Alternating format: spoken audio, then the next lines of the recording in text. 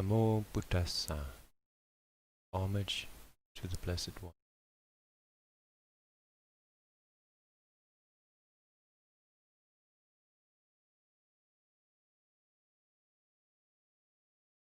Okay, so today we're going to be doing another sutta study. And I hope this setup with the camera and the microphone is pretty alright. It has been a while since I've done a sutta study, so I thought it would be a good time today to do to get into the Dhammas.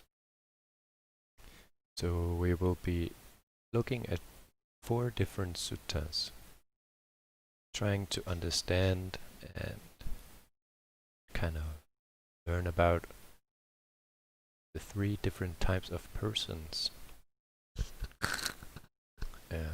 according to the Buddha. And so I thought today, what is the date today? Is the 24th August 2020. So we see a lot of stirring and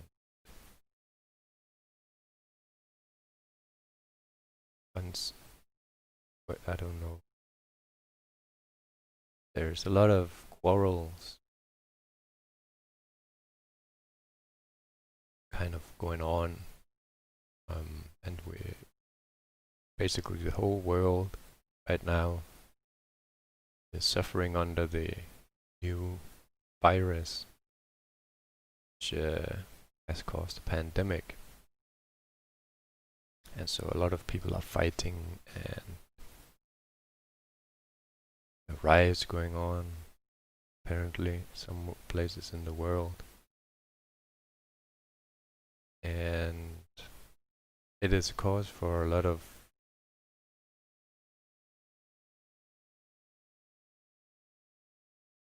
let's just say non-harmony and the cultivation of evil mental states. And I'm trying to say this in a way that makes sure that we don't get too much into political things, so we can just keep it to sutta study, and so we can give our attention and our intentions and open our hearts and our minds to the teachings of the Buddha. And so as you can see, I have here the Anguttara Nikaya,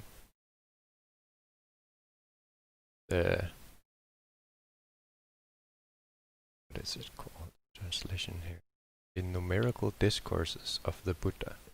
And let me just show you this elephant here, because it's so beautiful. And maybe it can bring about a little peace. So this was translated by Venerable Bhikkhu Bodhi, who apparently is pretty outspoken on certain political views. And so I thought, for the purpose of trying to cut through all of the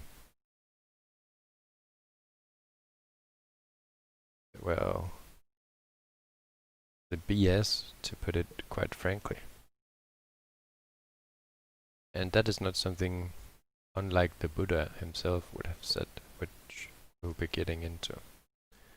So we'll try to see if we can discern for ourselves and get to have an understanding which we ourselves understand. So it's not someone else's understanding, but it is an understanding which we have come to through direct knowledge and insights helped by the teachings of the Buddha. So today we will be looking at 4 suttas. The first 2 will be mostly about people whom we shouldn't associate with or be like, And the later two will be like the suttas about people who we might aspire to be like or kind of use as an ideal. And so we're going to try to use the Buddha's words to help our own understanding come closer to perfect knowledge and vision about these different types of persons. So the first sutta, let me see what I wrote down. The first one we're going to be reading is a sutta called Disgust. And it is sutta number 27 in the Book of Threes in the Anguttara Nikaya. So here we go.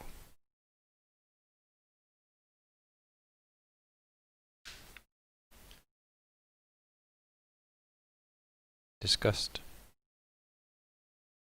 Bhikkhus, there are three kinds of persons found existing in the world. What three?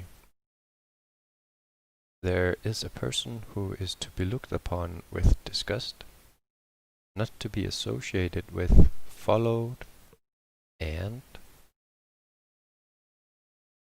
served. And number two, a person who is to be looked upon with equanimity, not to be associated with, followed, and served. And three, a person who is to be associated with, followed, and served. And what kind of person, bhikkhus, is to be looked upon with disgust, not to be associated with, followed, and served? The Buddha asked the bhikkhus. And then he answers his own question. Here, some person is immoral, of bad character. And let me just say here, immoral, that is someone who holds on to and grasps firmly evil views, wrong views. Like, for example, political opinions. Since mostly any kind of opinion is related to a personal truth or a belief in the separation or the cultivation of a personal identity, which is for keen Buddhists very disgusting. Let me just read again here. Here, some person is immoral, of bad character, impure, of suspect behavior, secretive in his actions, not an ascetic, though claiming to be one. So that is kind of the worst person in the world, someone who claims to, or maybe he even is a monk, claiming to be pure in conduct. Let me just turn towards the camera here. But who isn't actually a monk, no matter how many robes he wears.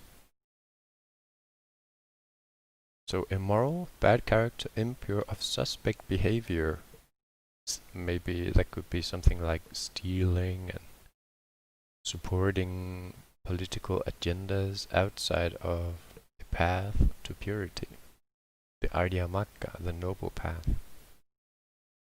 Secretive in his actions, that is like having a secret agenda or trying to steer some unknowing person in a direction which is a cause for their suffering and also for the suffering of the one who trying to control and misguide and mislead some. For example, if I were to mislead you right now, you listening to this video, if I were to tell you some lies about the Buddhist teaching, that would be me misleading you. That would be extremely evil on my part, and that is what it means to, for example, have secretive actions. Not an ascetic, though claiming to be one. Not a celibate, though claiming to be one. This is mostly for the monks and the serious meditators. Inwardly rotten, corrupt, and depraved, such a person is to be looked upon with disgust, not to be associated with, followed and served. And for what reason? Even though one does not follow the example of such a person. Let me just read that again make sure I read it right. Even though one does not follow the example of such a person, a bad report still circulates about oneself. He has bad friends, bad companions, and bad comrades. Just as a snake that has passed through feces, though it does not bite one, would smear one, so too, though one does not follow the example of such a person, a bad report still circulates about oneself. He has bad friends, bad companions, and bad comrades. Therefore, such a person is to be looked upon with disgust, not to be associated with, followed, and served. So this is the first person who is to be looked upon with disgust. Continuing on. And what kind of person is to be looked upon with equanimity, but still not to be associated with, followed, and served? Not followed, not served. Here, some person is prone to anger and easily exasperated. Even if he is criticized slightly, he loses his temper and becomes irritated, hostile, and stubborn. And for most Buddhists, they know that stubbornness, in regard to, for example, being able to receive the teachings or the Dhamma here, that is a path leading one directly into hell.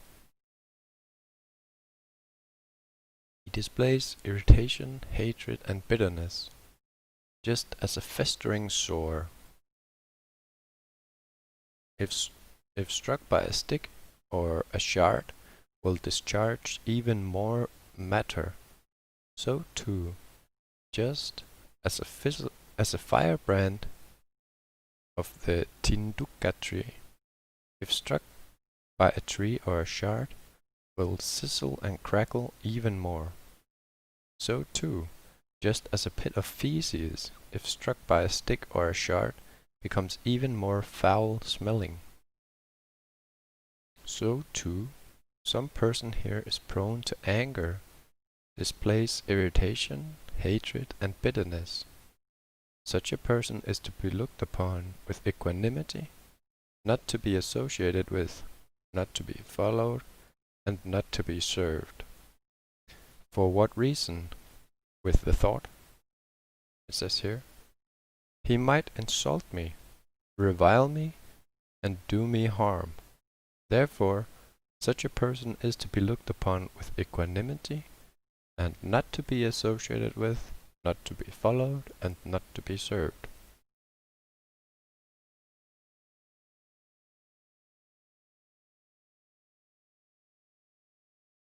Okay, I'm just trying to make sure that setup is pretty alright. And what kind of person is to be associated with, followed, and served? Here, some person is virtuous and of good character. So that is a person who doesn't ferociously hold on to, for example, personal views of I am better than you, you are worse than me, I am more pure than you, and you are less pure than me. Only to the extent that that is the truth.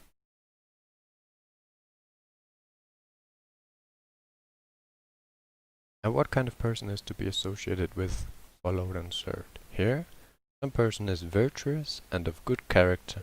Such a person is to be associated with, followed, and served. And for what reason? Even though one does not follow the example of such a person.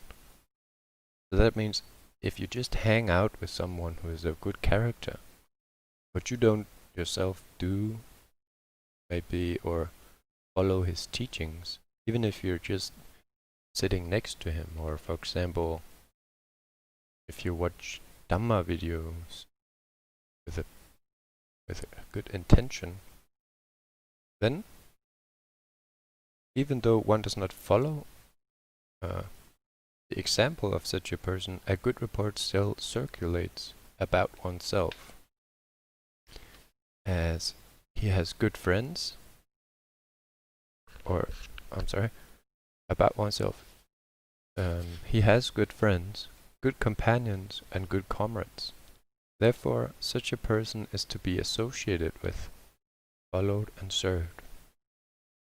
And this is because the result of following such a person has a good result. So even if you don't do what he says, there's still good result to be near even such a person, or even just seeing, like for example, a noble monk. These bhikkhus are the three kinds of persons found existing in the world. So that is the end of the sutta on disgust. And maybe I should just go back a little bit here. And so the next sutta, that concludes the first sutta called Disgust, from the Anguttara Nikaya, the Book of Threes, sutta number 27. And now we continue on to sutta number 28. Speech like dung, or feces. So this is kind of the chapter on feces, where the Buddha compares some traits of different persons to feces, and also points out who is not of such a sort. So, continuing here. Speech like dung. Because there are three kinds of persons found existing in the world. What three? The one whose speech is like dung, the one whose speech is like flowers, and the one whose speech is like honey. And what bhikkhus is the person whose speech is like dung? Here, if he is summoned to a council, to an assembly, to his relative's presence, to his guild, or to the court, and questioned as a witness, thus, for example, before we're getting too much into it here, if you're lying under oath, or lying to the pure, or to the monks, or even to someone who is enlightened, that's just no good. So, a person whose speech is like dung is as follows: is summoned to such a council, or assembly, or to his parents, or to a guild, or to a court, and questioned to witness, thus, so, good man, tell what you know. Then, not knowing, this person says, I know, so he's lying. Or, knowing, he says, so if he says, I know, when he doesn't know, that could be like someone who makes a false accusation. So, if he knows, or let's say in a court system he wasn't at a place at a certain time, but he says, I was at that place at a certain time and I saw this, this and this. That is the person who's not knowing says, I know. Or knowing, he says, I do not know. So that is a person who, when called to witness upon something, maybe he has seen a murder or theft or a burglary, but he doesn't tell the truth, and he says, I didn't see a murder or maybe a violent act or a burglary. So he's lying again. he says, I do not know, even though he knows. So, continuing on, not seeing, he says, I see. That's the same thing here, a false statement. When asked to witness upon something, or seeing, he says, I do not see. Thus, he consciously speaks falsehood for his own ends, or for another's ends, or for some trifling worldly end. This is called the person whose speech is like dung. So, someone who lies has a speech like dung. Continuing on, this book is really heavy, so please forgive me if you can kind of see that I'm starting to shake a little bit here. And continuing on. And what is the person whose speech is like flowers? Here, if he is summoned to a council, to an assembly, to his relatives' presence, to his guild, or to the court, and questioned as a witness thus, So, good man, tell what you know. Then, not knowing, this person says, I do not know. So he tells the truth. Or knowing, he says, I know. And again he tells the truth. Not seeing, he says, I do not see. So if he hasn't seen a crime or violent crime, for example, he doesn't say he has seen something or someone perform a crime. Or knowing, he says, I know. So when he knows something, he says, I know. Not seeing, he says, I do not see. Or seeing, he says, I see. He does not consciously speak falsehood for his own ends, for another's end, or for some trifling worldly end. This trifling worldly end, that could be like if he tries to push a political agenda, so it's not his own benefit, not directly for someone he knows as benefit, but it is for some trifling worldly end. This is called a person whose speech is like flowers. That is a truthful person. Excuse me for turning around here. And what is the person whose speech is like honey? Here, some person having abandoned harsh speech abstains from harsh speech. He speaks such words as are gentle, pleasant to the ear, and lovable, as go to the heart, are courteous, desired by many, and agreeable to many. This is a person whose speech is like honey. So the last person is like, there isn't an example, but obviously this is still a truthful person that doesn't speak falsehoods. But even beyond being truthful, he has pleasant speech, divine speech. These bhikkhus are the three kinds of persons found existing in the world. And that concludes the sutta on speech like dung. And the next sutta, that should be the Book of 3, number 25. Here, it is called Diamond, or the Diamond. And again, this sutta is about three kinds of different persons. So, oops, let me not lose my little bookmark here. Trying to get to behave. Okay. So the diamond.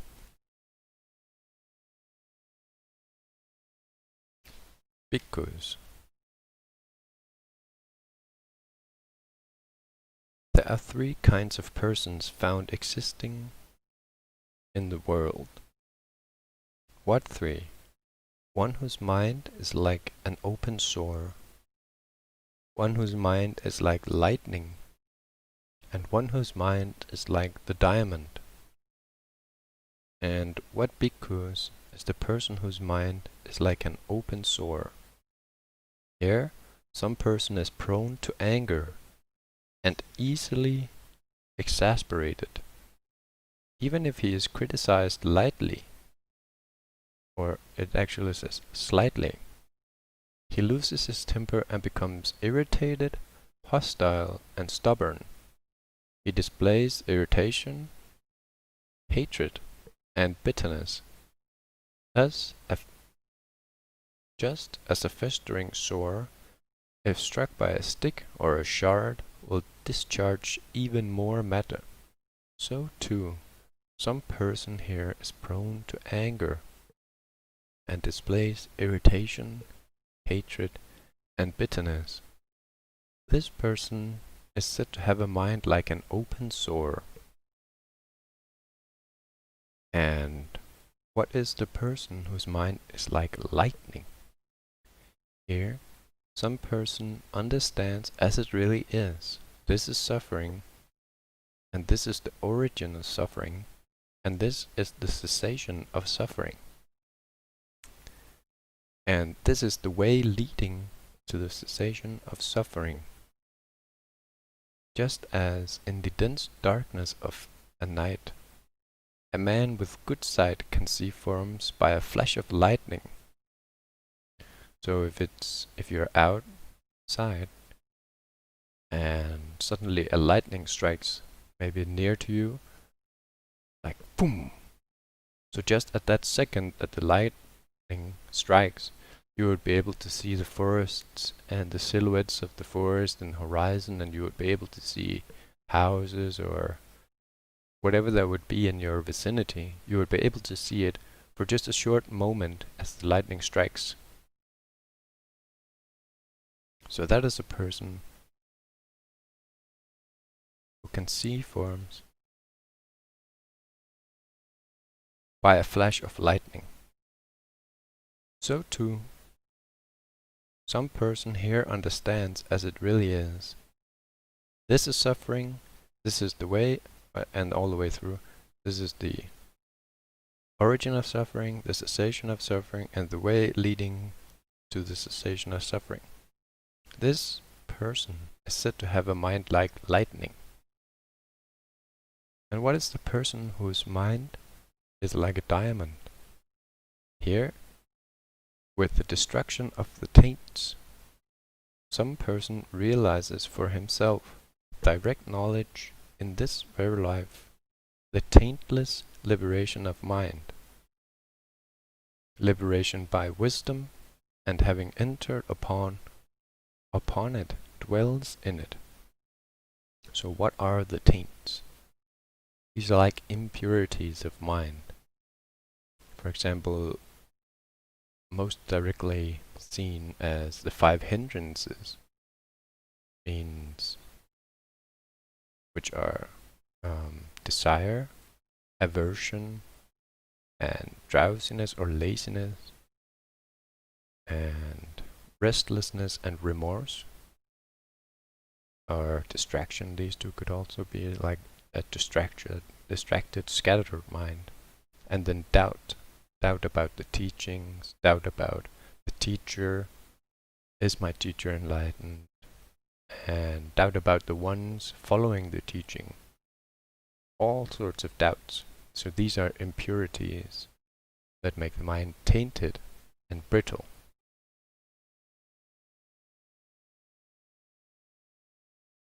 Taintless liberation of mind, liberation by wisdom, and having entered upon it, dwells in it.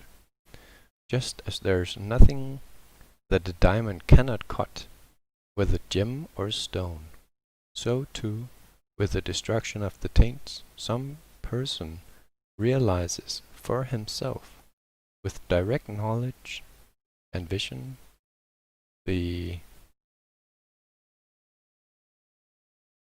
taintless liberation of mind by wisdom, and dwells in it in this life. This person is said to have a mind like a diamond. These bhikkhus are the three kinds of persons found existing in the world. So the funny thing about this last person, they don't actually exist in the world, since if they had destroyed all impurities such as conceit, like for example the arahant, they have actually gone beyond the world. So you cannot rightly say that an arahant dwells in the world, since he has become free from samsara and free from all that binds him to this world. But for the sake of translation, we're going to say that these are the three types of persons existing in the world. Okay, so the last sutta, the warrior. Let's see if I can use this. Okay, it worked. An improvised bookmark will do. So this last sutta is called the warrior, or a warrior.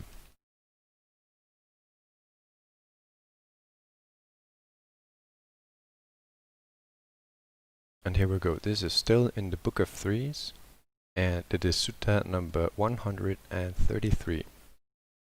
A warrior. Bhikkhus possessing three factors, a warrior is worthy of a king, an accessory of a king, and reckoned as a factor of kingship. What three? Here, a warrior is a long-distance shooter, a sharpshooter, and one who splits a great body. Possessing three factors, a warrior is worthy of a king, an accessory of a king, and reckoned as a factor of kingship. So too, possessing three factors, a bhikkhu is worthy of gifts, worthy of hospitality, worthy of offerings,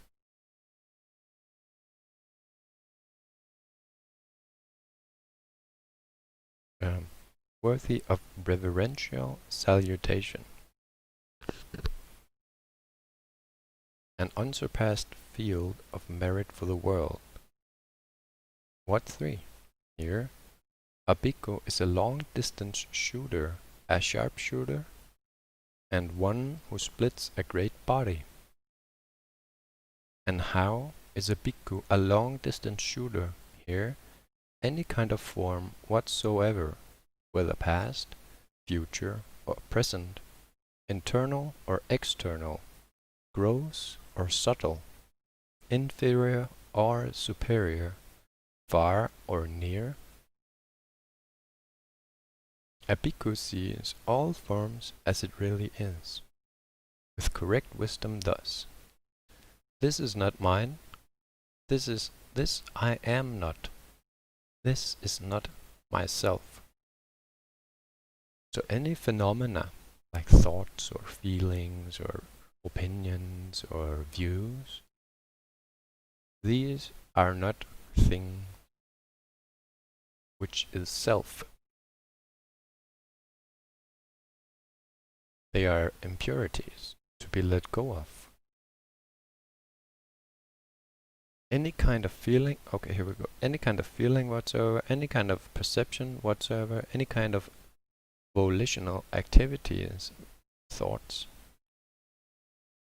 whatsoever, any kind of consciousness whatsoever, whether past, future, or present, internal or external, gross or subtle, inferior or superior, far or near. A bhikkhu sees all consciousness as it really is, with correct wisdom thus: this is not mine, this I am not, this is not myself. It is in this way that a bhikkhu is a long-distance shooter. And how, bhikkhus? And how is a bhikkhu a sharpshooter? Here, a bhikkhu understands as it really is. This is suffering. He understands as it really is. This is the origination, or this is the origin of suffering. He understands as it really is. This is the cessation of suffering. So if suffering ceases, he understands this is the cessation, nirodha. He understands as it really is. This is the way leading to the cessation of suffering, the Arya-magga, the noble path, the Eightfold Noble Path. It is in this way that a bhikkhu is a sharpshooter. And how is a bhikkhu one who splits a great body? Here, a bhikkhu splits the great mass of ignorance. It is in this way that a bhikkhu is one who splits a great body. Possessing these three qualities, a bhikkhu is worthy of gifts, worthy of hospitality, worthy of offerings, worthy of reverential salutation, an infinite field of merit for the world. And that concludes the sutta on the warrior. So now there's just a sutta here called number 135. It's very, very short. It's called a friend. So I think that is a good note to end this video on. Let me just read this. This is just a little something extra for those of you who have come this far in this sutta study. So a friend, bhikkhus. One should associate with a friend who possesses three factors. And what three? Here a bhikkhu gives what is hard to give. And two, he does what is hard to do.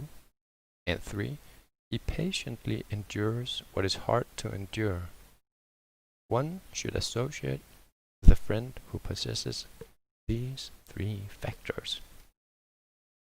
And that concludes our sutta study for today. Studying the Anguttara Nikaya, the book of, or the numerical discourses, and we were studying the book of threes, focused on the three different kinds of persons existing in the world, and as I mentioned, the characteristic of an enlightened Arya or an Arahant at that, one who is free from blemishes, free from conceit,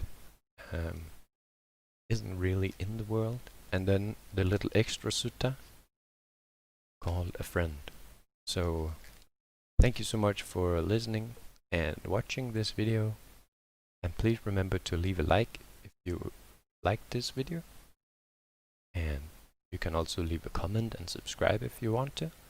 And if you want more of these videos, definitely subscribe and like and leave a comment to let me know that you want more sutta studies. You just put a comment in the comment section, and then you just say, Simon, which is my name, Simon, we want more sutta studies, and I will try to do more. So thank you so much for listening, and that has been today's sutta study. And once again, Namo Tassa Bhagavato Arahato Samma Sambuddhassa. Homage to the Blessed One, the Worthy One, and the perfectly self-enlightened One. Namo Tassa Bhagavato Arahato Samma Sambuddhassa. Homage to the Blessed One, the Worthy One, and the perfectly self-enlightened One. And for a third time, Namo Tassa Bhagavato Arahato Samma Sambuddhassa. Homage to the Blessed One, the Worthy One, and the perfectly self-enlightened One. And the Buddha Gautama, the Samma Sambuddha of our present time, his enlightenment is described even among the previous Buddhas of other eons, those who looked into the future of the lineage of the Buddhas. Our present Buddha's enlightenment is described as a perfect enlightenment. So, that's just some food for thought. And may you be well, happy, and peaceful, and free from suffering. Sadhu, sadhu, sadhu. Okay. And this concludes